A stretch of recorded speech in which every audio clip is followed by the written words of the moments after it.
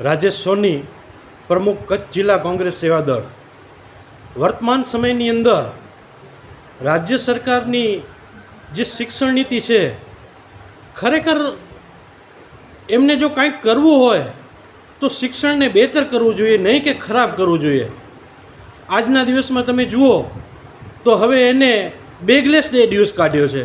વિચાર કરો, તમે શિક્ષકોને એટલી બધી કામગીરી સોંપો છો કે 365 દિવસમાંથી 150 દિવસ તો એના આમને આમ વ્યર્થ જાય છે। શૈક્ષણિક કાર્ય સિવાય સરકારી કામકાજમાં હોય, છૂટીઓ હોય, અડધો વર્ષ આખું એમને એમ બરબાદ થઈ જાય છે શિક્ષકોનું। ઉપરાંત પૂરતા શિક્ષકો નથી જ્યાં કને જે શાળાઓની અંદર। અને હવે આ નવો ફતવો કે તમે બેગલેસ ડે, આમે કોર્સ પૂરા નથી કરી શકતા શિક્ષકો, ત્યાં તમે બેગલેસ ડે દિવસ કાઢ્યો છે।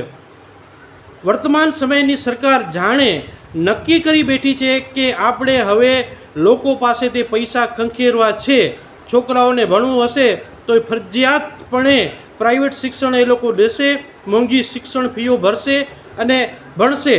જો આવા પ્રકારની નીતિ રાજ્ય સરકાર અખ્તિયાર કરતી હોય તો આવનારા દિવસોની અંદર આપ જોઈ શકો કે કચ્છ ગુજરાતનું શિક્ષણ કેટલે હદે ખરાબ થવા જઈ રહ્યું છે।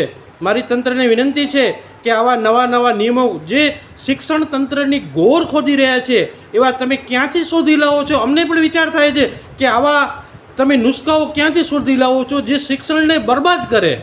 તો મારી તંત્રને વિનંતી છે કે સારા નુસ્ખાઓ શોધો અને તંત્ર શિક્ષણને ઊંચું લાવે એવા પ્રયાસ કરો, નહીં કે તમે શિક્ષણ નીચું જાય આવા પ્રયાસ કરી તમે એક તરફ શિક્ષણની સાવ ગોર ખોદી રહ્યા છો।